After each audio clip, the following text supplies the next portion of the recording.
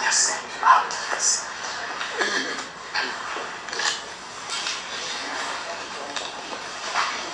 Bienvenue à l'étude de ce matin. Autour de la parole de Dieu, nous allons nous rencontrer ensemble et nous bénissons le Seigneur.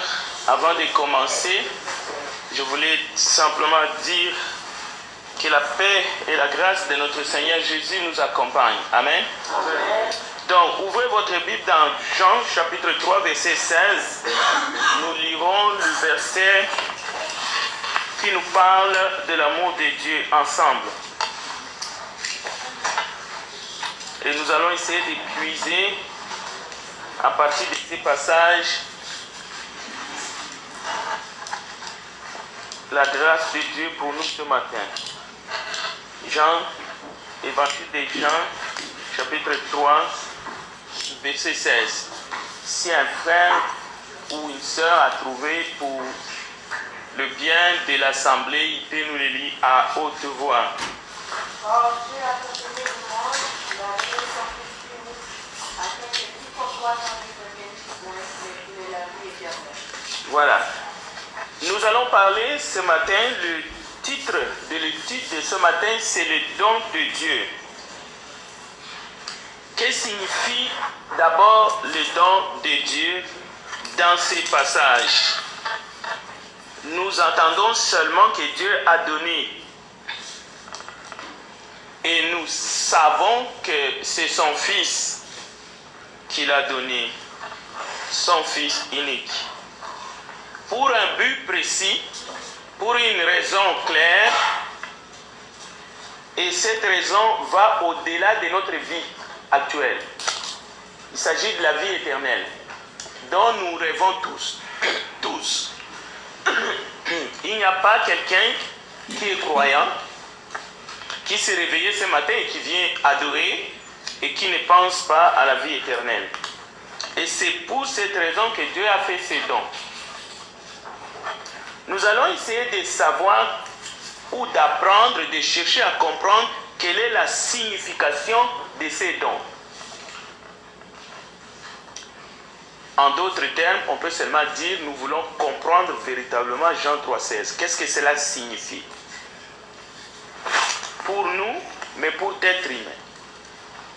Donc, le texte de Jean 3,16 est suivant. On peut même dire toute la Bible. Il est question d'un salut éternel que Dieu offre. Et on peut ajouter gratuitement. On peut ajouter gratuitement. Mais c'est un salut qui est offert parce que quelqu'un a payé le prix pour tous, pour nous tous. C'est pour cela qu'on peut relativiser sur le gratuitement. Mais le gratuitement est véritablement à tout son sens. Et il est réel, il est vrai. Parce que c'est quelqu'un d'autre qui a payé. C'est que quelqu'un d'autre a payé et que nous en bénéficions. Ça a l'air d'être gratuit. N'empêche que quelqu'un a travaillé pour. Quelqu'un a payé la totalité du prix. Donc c'est en même temps gratuit pour nous qui recevons ces dons. Mais en même temps, ça a coûté énormément cher à Dieu qui a donné et à ses fils qui a subi. On peut dire le martyre, le sacrifice qui a été sacrifié. Donc, il s'agit d'un don de Dieu, mais on peut sans doute parler aussi d'un don de grâce. Pourquoi c'est un don de grâce? Parce que nous sommes les bénéficiaires. Nous n'avons pas été mis à mort comme lui. Donc Dieu nous fait grâce.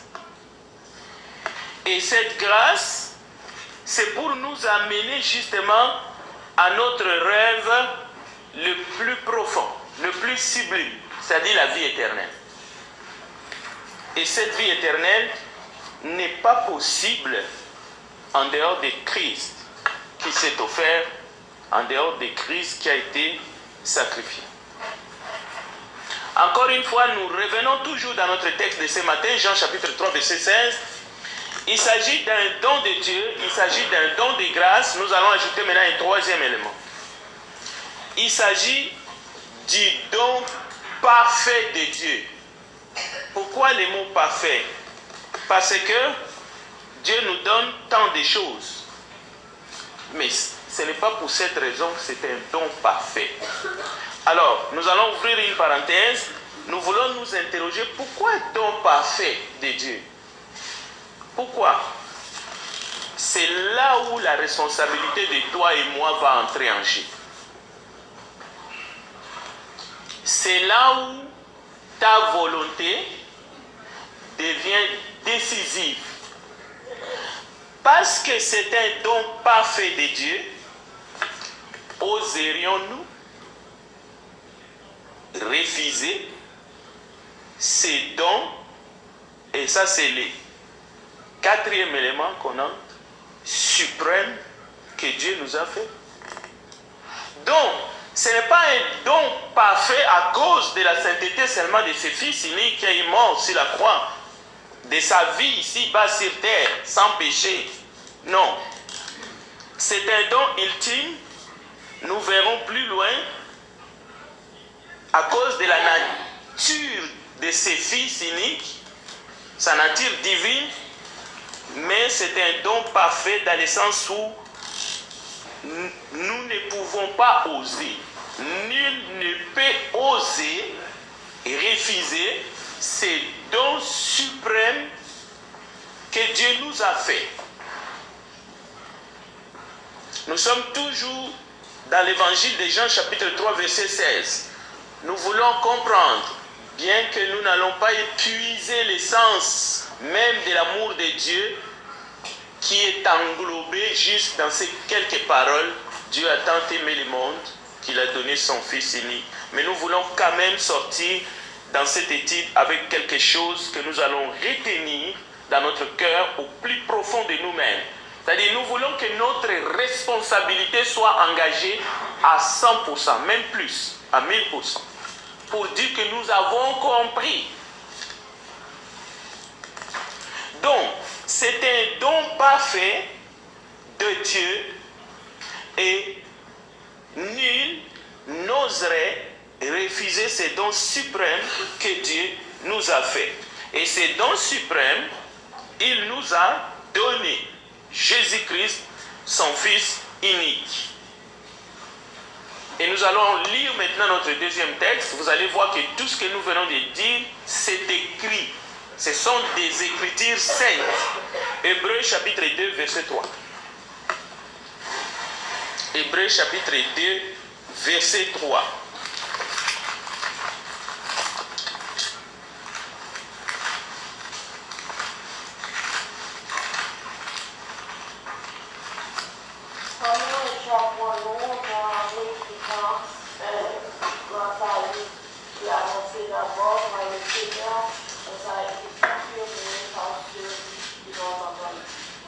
Voilà. Donc, vous attendez donc ici, justement, la responsabilité de chaque humain sur la terre, après avoir entendu Jean 3,16, compris l'amour, les dons parfaits, les dons suprêmes, voici la responsabilité. Comment échapperons-nous en négligeant un si grand salut? Pourquoi c'est un si grand salut? Parce que le don de Dieu est parfait. C'est un don suprême. Nous devons lire bien Jean chapitre 3, verset 16. Et nous devons bien lire plusieurs fois Hébreux chapitre 2, verset 3. Et nous pouvons ajouter même Éphésiens chapitre 2, verset 8. Et j'aimerais qu'on l'ajoute. Il faut bien l'écouter, l'entendre. Souvent dans les Écritures, il y a ces mots. L'avez-vous bien entendu? Heureux celui qui lit et qui entend. Lisons Éphésiens chapitre 2, verset 8.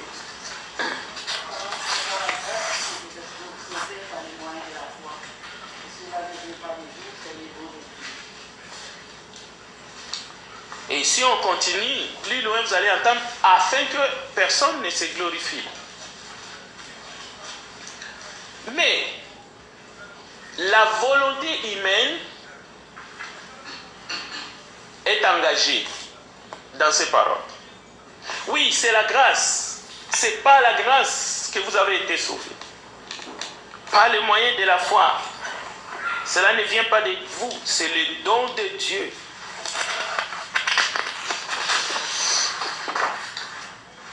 Ça, c'est la vérité de Dieu, la vérité biblique,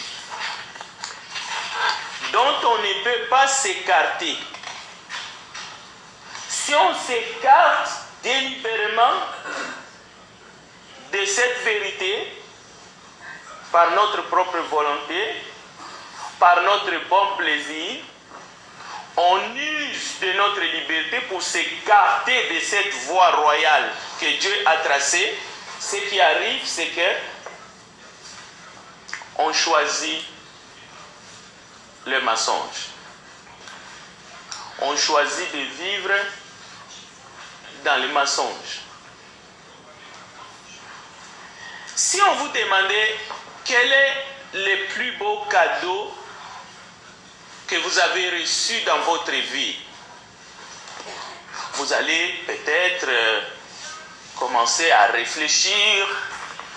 Quel est le plus beau cadeau que quelqu'un vous a fait dans la vie, que vous avez tant apprécié? Peut-être ce n'est pas un gros montant, ce n'est même pas l'héritage peut-être que vous avez reçu, pour lequel vous n'avez peut-être pas contribué ou travaillé. Cela vous revenait de droit. Peut-être c'est juste le geste qui va compter. Ça peut être un beau flacon de parfum. Parfois, ça peut dépendre juste de la personne qui vous a fait les dons ou les cadeaux, et pas du cadeau en lui-même. C'est comme on dit toujours, c'est de l'amour dont on est rempli. C'est ça qui va faire même la différence à ce que nous pouvons offrir. Nous attendons plein de choses. Mais si on vous disait quel est le plus beau cadeau selon la Bible, vous voyez que vous n'avez même pas besoin de réfléchir. Mais même là encore, si vous êtes un bon lecteur de la parole de Dieu, si réellement vous étudiez assidûment la parole de Dieu, sans qu'on vous mette le mot dans votre cerveau ou dans votre bouche, c'est tout à fait normal, parce que nous chantons compter les bienfaits de Dieu. Il y a tellement de choses que Dieu nous donne dans sa parole. Il y a tellement. Mais les dons de Dieu pour l'humanité, pour le salut éternel, c'est une des choses que Dieu nous donne. Mais c'est un don parfait. Dans sa qualité, dans son éternité, nous allons voir pourquoi c'est parfait, pourquoi c'est beau.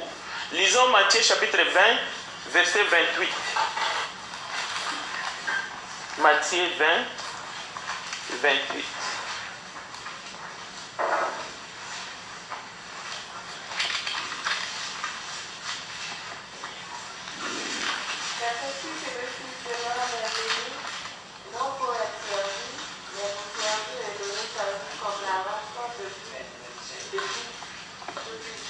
Merci, mon Seigneur. Voilà.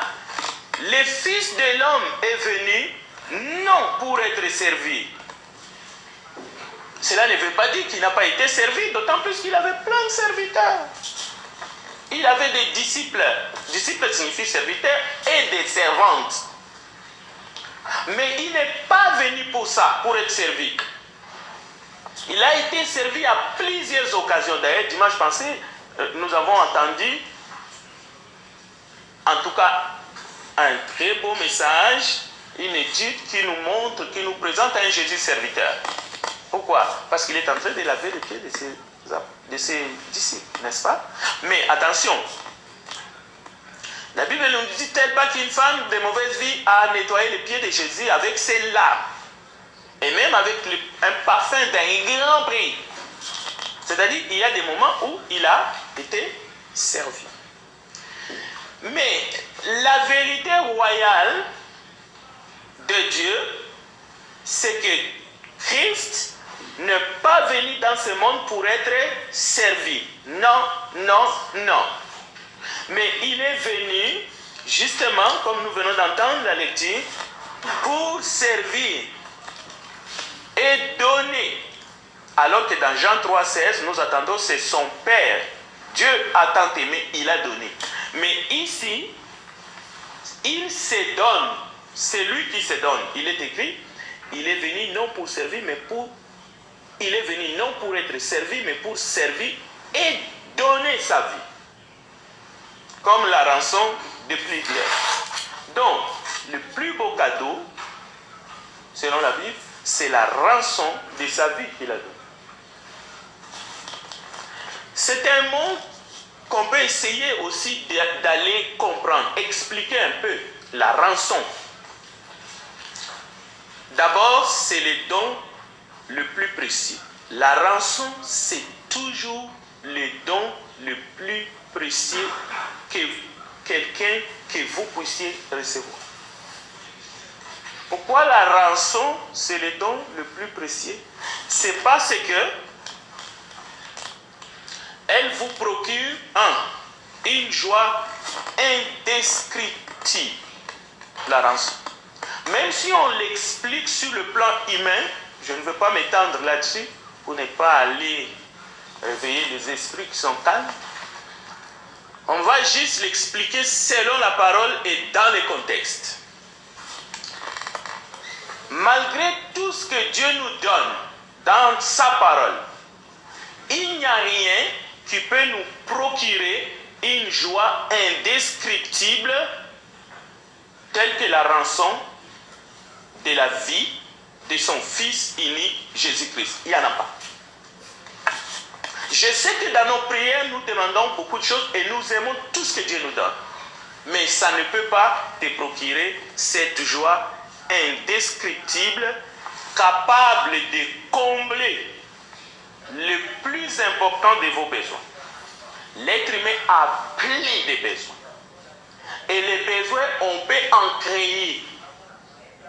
Mais il y a des besoins qui sont plus importants.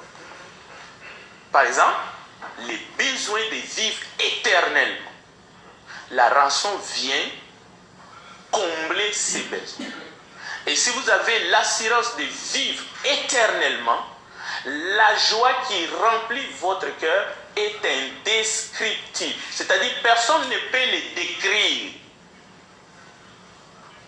La même chose, quand on n'a pas l'assurance de vivre éternellement en Christ, le désespoir est indescriptible.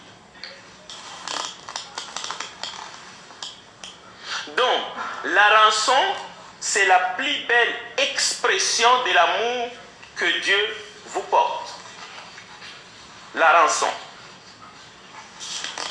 Pour comprendre cela, parce que nous avons besoin de l'expliquer un peu, on va faire pas marche arrière, mais on va reculer dans le temps. Genèse chapitre 1, verset 27. Nous allons chercher juste la signification d'une déclaration que Dieu a faite. Parce que lorsque Dieu fait une déclaration, ce n'est pas pour rien. C'est pour nous aider à comprendre quelque chose. Pas pour lui. Dieu choisit des termes. Dieu se rabaisse à notre niveau pour que nous puissions comprendre son langage. Il a d'autres choses, il ne sait même pas comment nous les transmettre. Mais il a choisi un langage. Genèse chapitre 1, verset 27. Allez-y si vous l'avez trouvé. Dieu créa l'homme à son image, il le créa à l'image de Dieu, et alors il a fait. Merci. On peut même lire tous ensemble. C'est très bien, merci. Ok. Donc, vous entendez ici, qu'est-ce que signifie l'homme et la femme ont été créés à l'image de Dieu. Qu'est-ce que cela veut dire? Qu'est-ce que ça veut dire que Dieu a créé Adam? Dieu a créé Ève à son image. Ça veut dire quoi? Adam a été fait à l'image de Dieu, Ève aussi. Cela ne veut pas dire que Adam ou Ève a le même aspect que Dieu. Souvent quand on regarde un fils, comme le frère Olivier est là, je ne sais pas si son père était peut-être à côté de nous, on peut voir, il a l'aspect de son père, vous voyez, ou l'aspect de sa maman. On dit, c'est-à-dire qu'il lui ressemble, on voit les traits. Souvent, il a pris le père, ainsi de suite, vous voyez. Non, ça ne veut pas dire ça. Adam a été créé à l'image de Dieu, ça ne veut pas dire que Adam ressemble à Dieu dans le sens de faciès. On voit les traits, on voit les fronts, ainsi de suite. Non, ce n'est pas ça. Pourquoi? Nous savons, Jean 4, 24 nous dit Dieu est esprit. Et l'esprit est invisible. On ne peut pas comparer un homme dans la chair comme Adam a été créé à un Dieu invisible. Dieu n'a donc pas dans ce sens un corps, la chair et le sang. Mais Adam a été fait à l'image de Dieu. Dans quel sens? Il a été créé avec des qualités semblables à celles que Dieu a. Notamment l'amour, la sagesse, la justice, la puissance, mais la volonté de choisir, d'obéir ou de désobéir. Voilà cette ressemblance. Adam possédait le libre arbitre, même si le mot, on ne le trouve pas dans la Bible. Au fait, je viens de l'expliquer, ça veut dire tout cela. Même Dieu lui-même a cette qualité. C'est pour cela le même Dieu qui est plein d'amour, à un moment donné, dans son amour, il peut discipliner ses enfants. Par conséquent, Adam était puissant dans les jardins d'Éden, avant qu'il pêche. Donc, Dieu n'a pas créé Adam et Ève comme une machine, un grand robot, sans volonté, sans amour, sans sagesse, sans justice, que lui-même, il ne ferait que manipuler avec des boutons. Non, loin de là. L'homme et la femme n'étaient pas programmés. Dieu ne les a pas programmés. Non, ils étaient vraiment censés douer avec tout cela parce qu'ils ont été créés à l'image de Dieu. Donc, encore une fois, Adam pouvait prendre ses propres décisions. Adam pouvait choisir entre le bien et le mal. Ève aussi.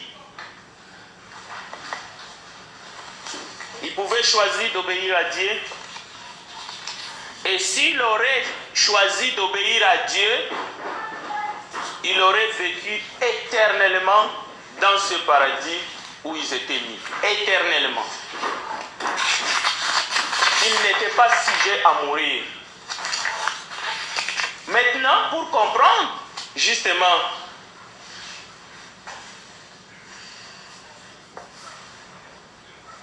qu'est-ce qui s'est passé, nous voulons comprendre donc pourquoi est-ce que les choses sont allées comme cela s'est fait dans les jardins. Pour comprendre les dons précieux de Dieu, on va se poser encore une question. Qu'est-ce qu'Adam, en désobéissant à Dieu, a perdu? Quelles étaient les conséquences? Adam et Ève, bien entendu. Quand il a désobéi à Dieu, d'abord, on sait tous, il a été condamné à mourir. Donc, il n'a pas perdu les qualités, l'image que nous venons de dire, l'image de Dieu, mais il a été condamné à mourir. Adam a payé un prix très élevé.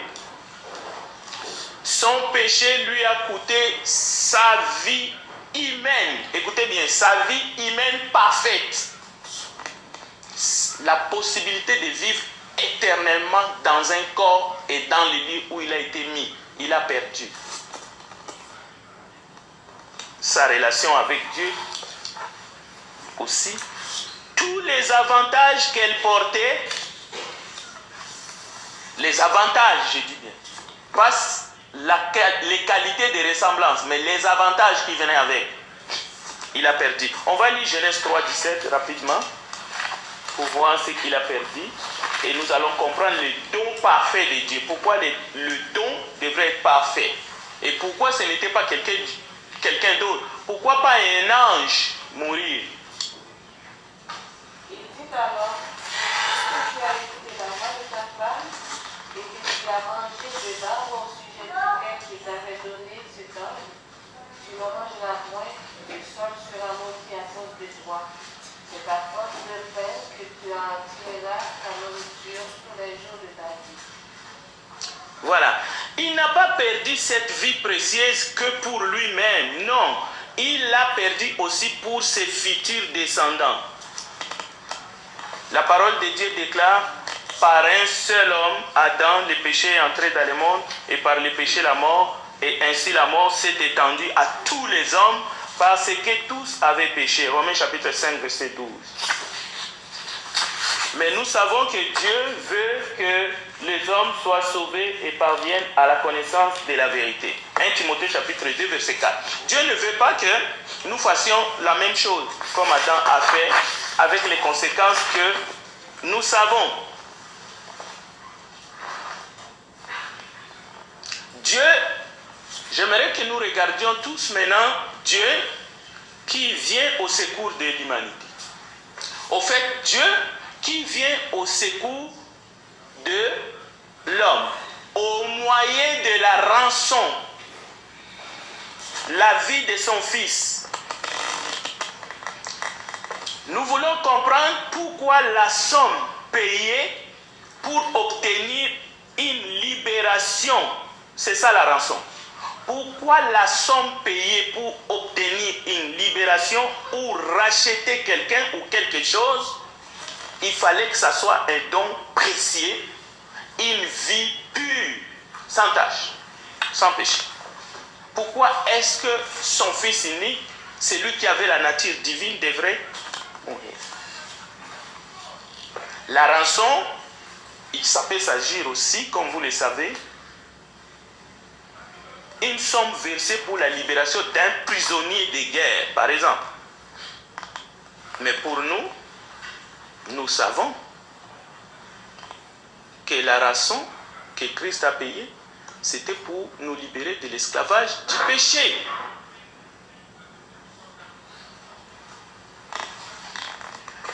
La vie précieuse que Adam a perdue, il fallait aussi une autre vie précieuse pour que Adam et ses descendants soient libérés de la condamnation qui était mise sur eux. Voilà pourquoi Dieu ne pouvait pas prendre un ange, Michael, un ange puissant, quelqu'un d'autre, non. Parce que la vie de Michael n'égale pas la vie de son fils unique.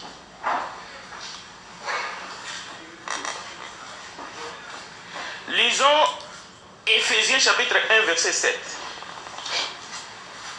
Ici, nous voulons aller saisir la valeur de ce don. C'est comme si vous recevez un cadeau, mais vous pouvez aller voir le professionnel, si c'est un objet de valeur. Souvent, si vous remarquez les cadeaux que nous recevons, parfois la facture est mise dedans. Pourquoi est-ce que quand vous recevez un cadeau, on vous met la facture dedans? Ça peut être pour que vous sachiez que ça a été acheté à un tel prix. Donc, pour les cas de Christ, c'est la même chose. Pour que nous comprenions la valeur de ce don, nous devons essayer, à travers les Écritures, de comprendre qu'est-ce que ça lui a coûté pour payer le prix de notre libération, de notre... Éphésiens chapitre 1, verset 7.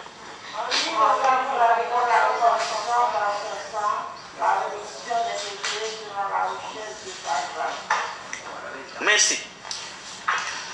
Vous avez entendu ces textes bibliques, on parle de la richesse. La richesse. La grâce de Dieu ne peut pas être estimée à cause du prix de la vie de son Fils unique. Le rançon est le moyen par lequel Dieu délivre, sauve l'humanité du péché et de la mort. Mais les prix, c'est un don parfait. Hébreu nous dit, l'auteur de l'épistolie aux Hébreux, comment échapperions-nous si nous négligeons un si grand salut qui a coûté la vie au Seigneur de gloire? La vie humaine qui avait été perdue était parfaite. Vous allez me dire, mais si cette vie était parfaite, pourquoi alors Adam a chuté? Vous allez lui dire la même chose pour Lucifer. Le texte dit la même chose. En beauté, en sagesse. Mais vous n'allez plus vous tromper parce que vous savez comment Adam a été créé à l'image de Dieu. Et les anges aussi, quand ils ont été créés, ce n'est pas la faciès. Les anges ne ressemblent pas à Dieu, non, loin de là. Ce sont des êtres spirituels que Dieu a créés en leur donnant toutes ces qualités comme Dieu. Ils ont la volonté, ils sont libres, ils ont tout ce que nous venons d'étudier ce matin. Bien. Aucune vie humaine imparfaite ne pourrait jamais racheter l'homme, la vie d'Adam ou de l'homme qui était perdu. Nous allons les lire aussi pour ne pas seulement les dire. Psaume 49, versets 7 à 8.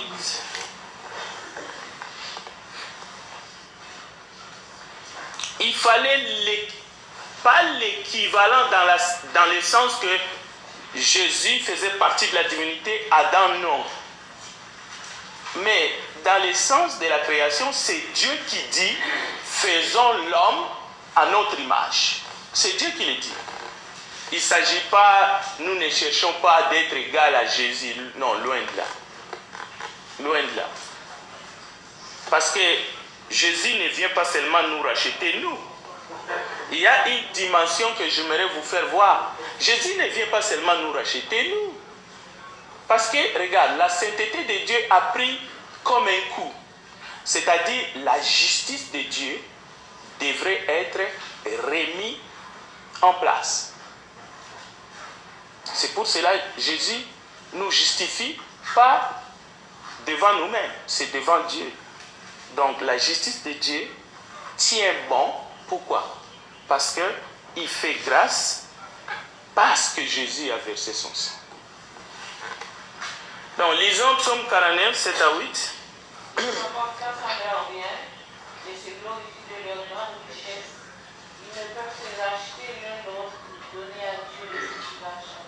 Voilà. Nous ne pouvons pas nous racheter l'un l'autre. Impossible.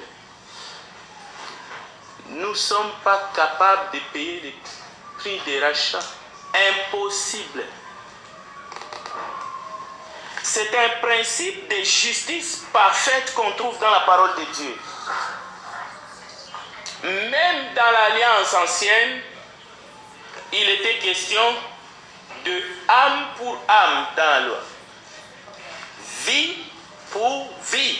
Lisons Deutéronome chapitre 19, verset 21. C'est notre dernier texte. Vous allez voir. Deutéronome 19, 21.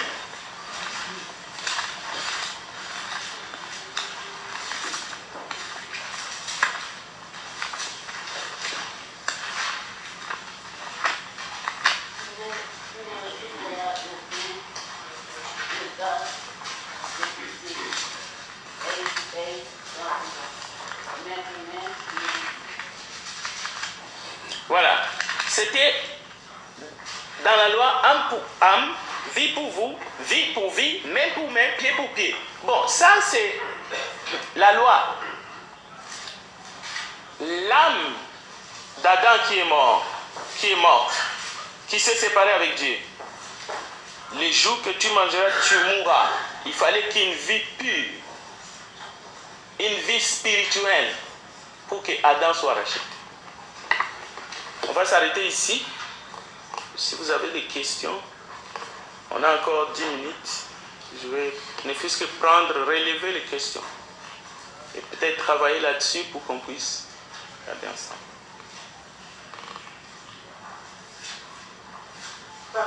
Oui, ma sœur. Tu as parlé de la Oui. je veux savoir qu'est-ce qui devient après que Dieu a prononcé sur eux. Oui. Qu'est-ce qui est arrivé?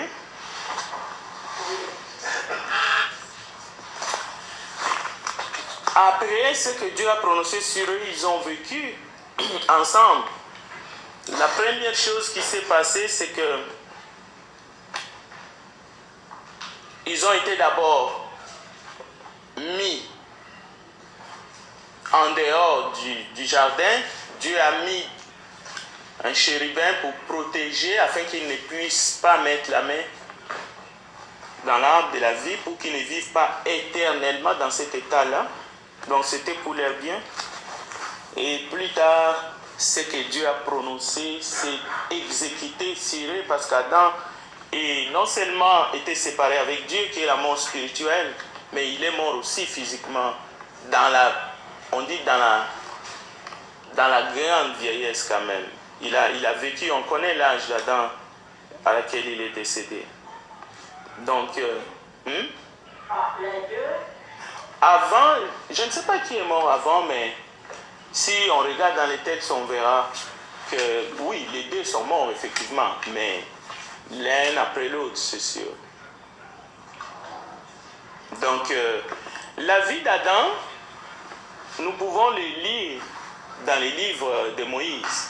Moïse a bien raconté la vie d'Adam et même les enfants qu'ils ont eus grâce à Dieu. Parce qu'il y a eu Caïn, Abel et puis d'autres. Ils ont eu des fils et des filles. Où est-il allé? Est-ce qu'ils étaient restés près du jardin d'Éden ou bien ils sont allés à une autre place? Ils ont été chassés du jardin d'Éden et ils sont allés vers l'Orient. En tout cas, il n'y a pas un endroit précis où la Bible nous dit qu'ils sont allés pour construire, mais ils étaient en dehors du jardin. Ils étaient chassés.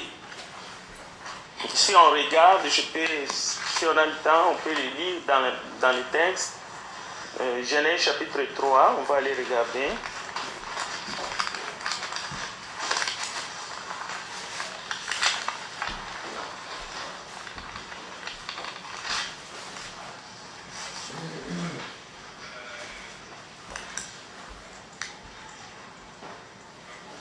Le verset 24,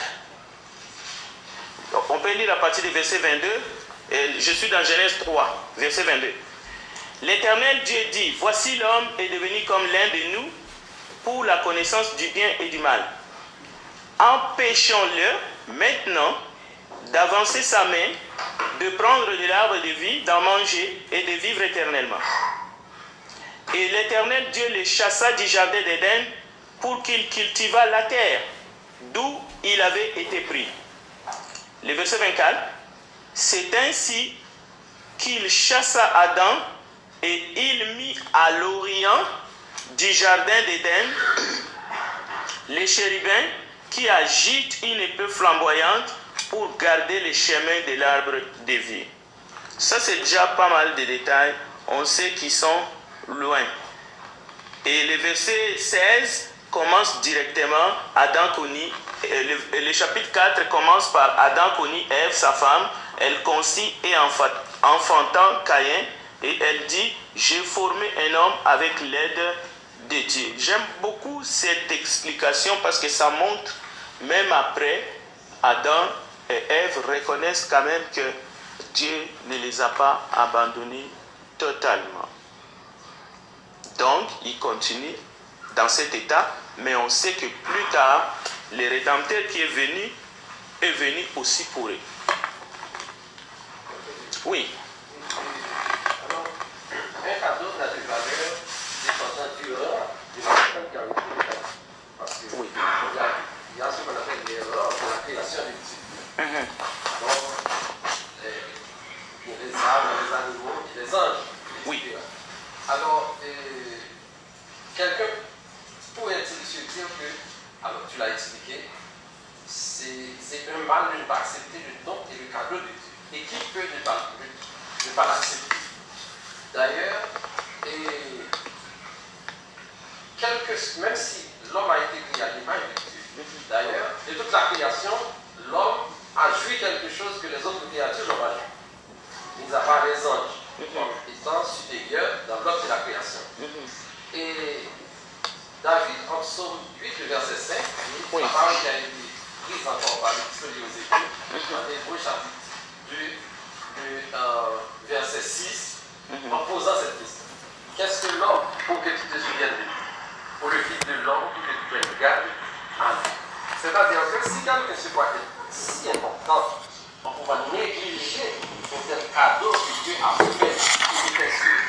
Moi, je peux recevoir un cadeau, il est moins important pour moi, il est plus important pour vous parce que je suis pas que moi, etc.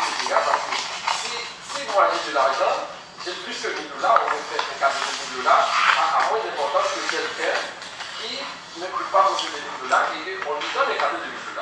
Donc ça a beaucoup plus d'importance. Mais maintenant, dans l'ordre de la hiérarchie, qu'est-ce que l'homme, pour que Dieu se souvienne de lui et que pour que l'homme puisse négliger, refuser, rejeter un cadeau pareil lui apporter à la humanité.